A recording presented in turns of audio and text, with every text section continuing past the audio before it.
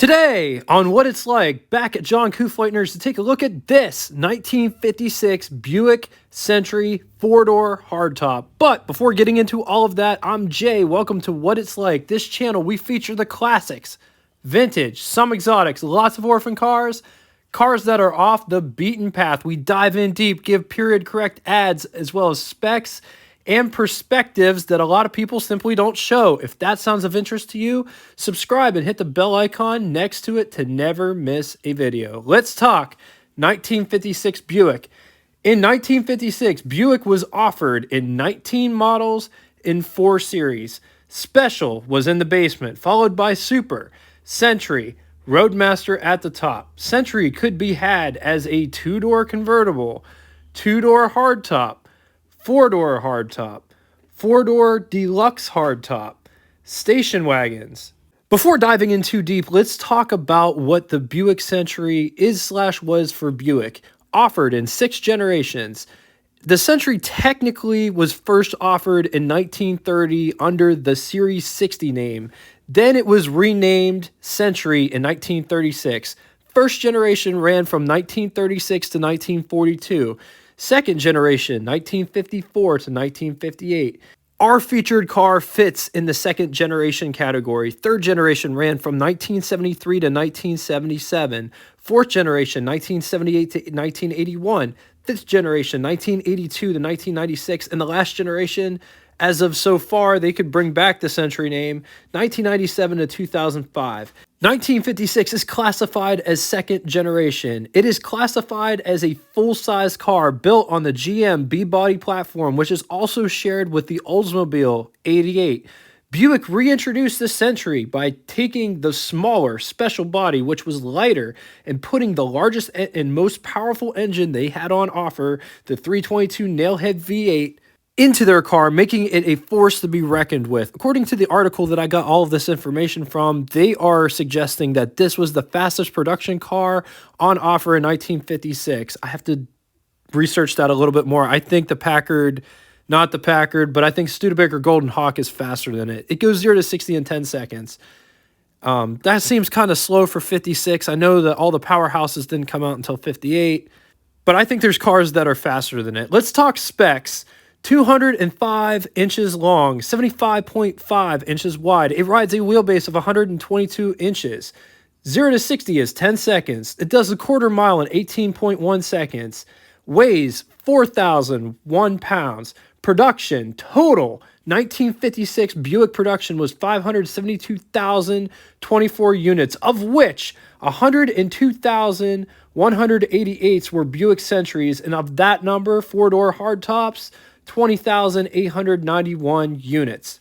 Price was $3,025, which is equivalent to you spending $32,938.14 in the year 2022. Moving on to power plants. There was only one engine on offer, 322 cubic inch displacement, Nailhead V8, 5.3 liters. It produced 220 brake horsepower at 4,400 RPM, 341 pound-feet of torque at 3,200 RPM, with a bore of 4 inches and a stroke of 3.2 inches. Compression, 8.9 to 1, 5 main bearings wrapped in cast iron, 2 transmissions on offer, 3-speed manual, or the Dyna-flow. All right, coming up to the driver's side door panel, just notice all the materials used in all the different colors. Armrest, notice it protrudes outwards, much like a Chrysler's armrest does. But this is a GM product. Door handle to shut the door, to pull the door handle.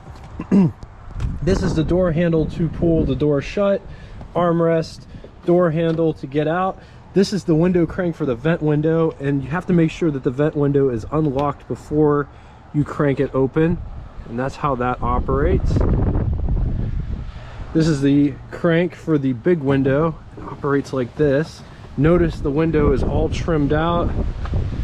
It's actually got this part that sticks out just a wee bit. Very cool, elegant feature. Coming down inside the pedal box down here, look at this vent. That's cool. Here is the brake release. This is the parking brake. Here is a light to tell you that the parking brake is on. Down here, right below the parking brake, is the high beam switch. This is the brake pedal, and that is the gas pedal. Look, my hand for reference of how big that gas pedal is. It's pretty big. Coming up here, there is a vent for the driver's side vent, passenger side vent, some aftermarket gauges. All right, getting inside. So here's what I look like. There's tons of headroom up here. There's enough room to wear a top hat or sombrero or whatever kind of hat that you're interested in. On to the button switches and knobs. Starting at the bottom next to the handbrake light is the wiper switch, and it's a very interesting one. It's got like these two arms almost. It's very interesting. The center, you push the center and that activates the windshield washer feature. Left turn signal indicator, battery and or amp gauge, headlights just below that. The speedometer is located in the center, and it's the long rectangular ribbon style. It's an awesome speedometer, which you'll see when we're driving this. It's super cool. Anyway, temperature is right below that. High beam switch, the high beam indicator is just above the 60 miles per hour. Just below it is the odometer and the tripometer. Oil pressure is just to the right of that. Just to the right of the oil pressure is the lighter. Just above that is the gas gauge, as well as the right turn signal indicator. Coming back and taking a look at the drive select modes, they read park, neutral, drive, low, reverse. Coming down to the ignition switch, look at how this is positioned. Off is in the on position, on is in the off position, and lock is where lock generally is. Very interesting. AM radio in the center, and then off to the right hand side, right in front of the passenger, is this nice electric clock, which still works in this car. There are two ashtrays in the front of this car, and they blend in with the dash. They're like trap doors, for the lack of a better term. There's one right there for the driver, and there's another one on the other side for the passenger. What over the hood looks like. Here's what first person looks like. Here's how much room I have underneath the steering wheel. Lots of room underneath the steering wheel. The steering wheel is absolutely massive. Take a look at these sun visors. They're made of this perforated material. No courtesy mirrors. There is a daytime, nighttime mirror in the middle. Another sun visor over here for passengers, but once again, no courtesy mirrors. On to the glove box test. Here's our test subject. Here's my hand for reference. This is the camera that we do all of the cinematic shots with. All the shots of the dashboard and what have you. Here is the glove box.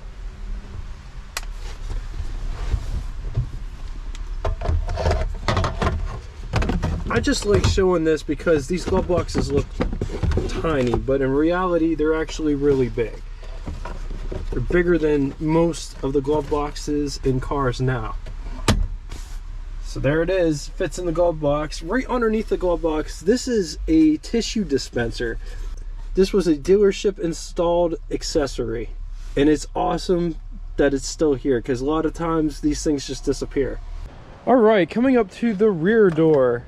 When I open it, just notice how this roof section, the door tucks in right underneath this roof section. That's very interesting. Coming over here and talking about the door panel itself.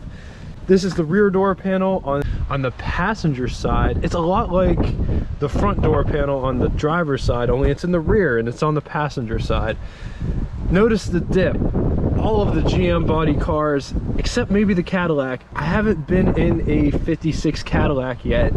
They all have this dip design. Oldsmobile, Chevy, Buick, Pontiac, they all have this dip design. This is the door handle to get out. This is the window crank for the big window. This is the door handle to pull the door shut, as well as armrest. And notice how this armrest is designed. It's very Chrysler-esque, almost like a cliff overhang. It gets bigger as it comes up. Look for the doors, and notice with this being a hardtop design, there is no pillar here.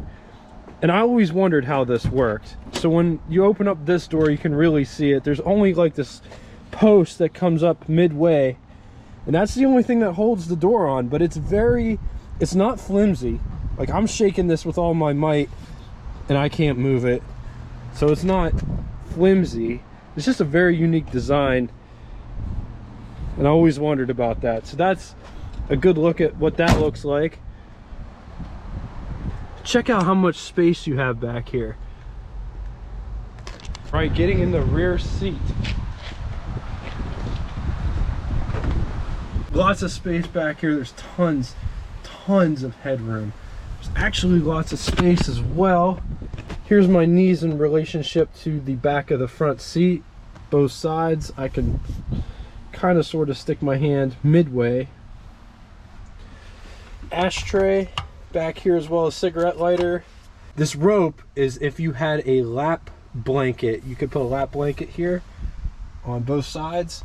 Here's what the profile, the seat profile looks like. It looks very reclined, and it feels nice back here. Actually, it's very interesting because these cars are very similar, like Chevy, Buick, Oldsmobile, and it seems like they each one took the body shell and made it their own. But not only that, but they made their own seat profiles in the back, because I'm pretty sure that this one's more reclined than any of the other ones that we've been in so far.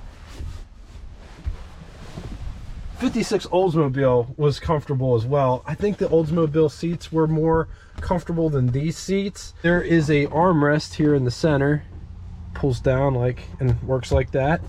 Here's what the rear visibility looks like out the back window. Notice it wraps around. I love wraparound windshields. It's in the front or the back, doesn't matter.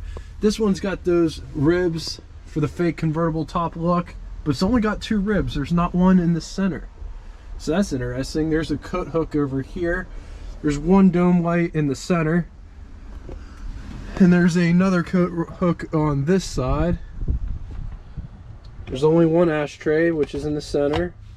Notice the lack of transmission tunnel. This is all the bigger the tunnel is. It's not very big. The floor is relatively flat except for this one little bump here, which the bump isn't even that big. There's my hand for reference, and I can almost hold it in my hand. Here's what the back to front view looks like. All right, show you how this window works. Look at that piece of glass. Look how big and massive it is, and look at it's all trimmed out in chrome, and it has this nice rubber gasket on the side here that keeps it from leaking.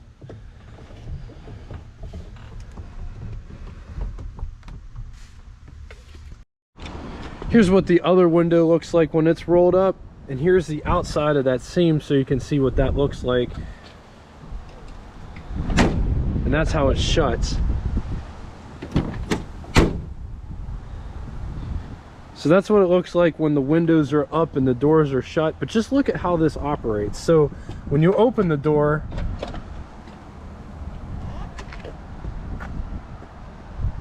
just the engineering that went into this is, I mean, it doesn't sound like it would be a lot, but it is, because like this door has to shut perfectly and not hit this and buck it out.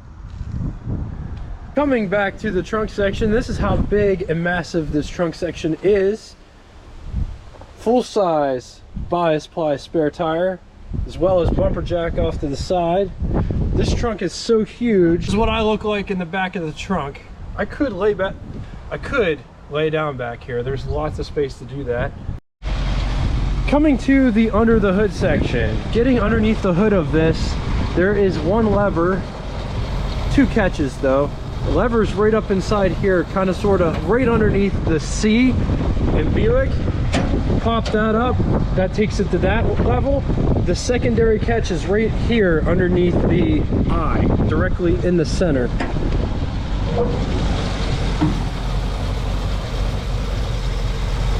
Just listen to that engine counting them off.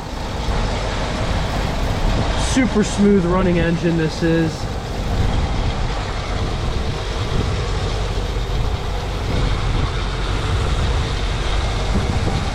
This car's got power steering, it's got the windshield washer feature, windshield wipers. I believe it's a vacuum operated system. Distributors in the back.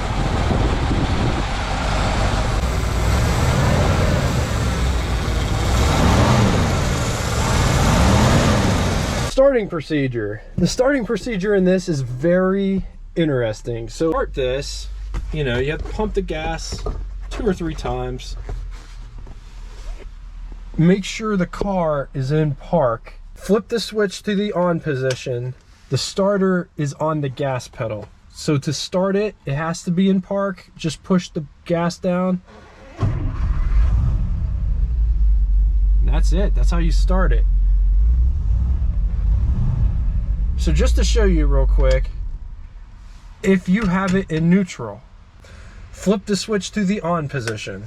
Push the gas down. It does nothing. It has to be in park.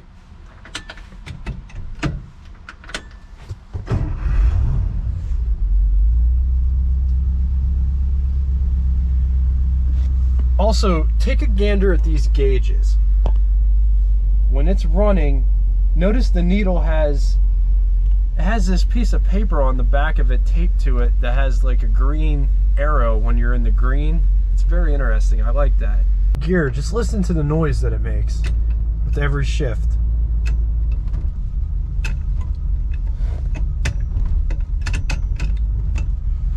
I just love that. I love the way that it clicks into gear when it's going into gear.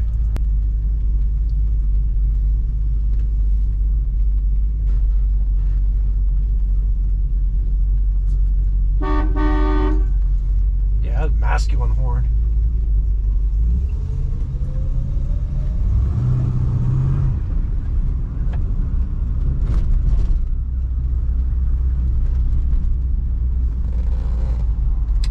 Look at that.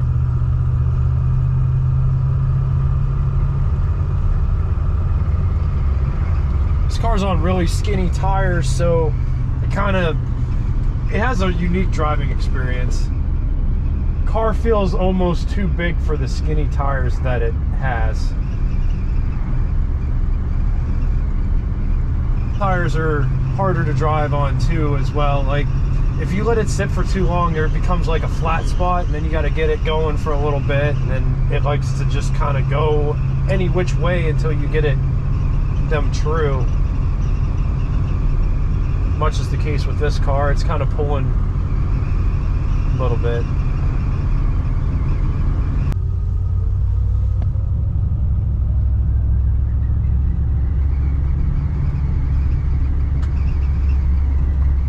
I love looking out that wraparound windshield. Look at the visibility you have from the side when driving. I never drove one of these at night, so I don't know what the reflection would be. I've read in the comment section plenty of times that these were discontinued because 1, they were expensive to make, and 2, they were reflection issues. Sometimes you'd see way more lights than were actually present. There's different types of vehicles. Not everything has to be fast. This is a good family, gather the family, go take them for a cruise kind of car. On to the pros and cons. I'm getting all of these pros and cons from the complete book of collectible cars, blue chip auto investments, 70 years, 1930 to 2000 by Richard M. Langworth and the Auto Editors of Consumer Guide.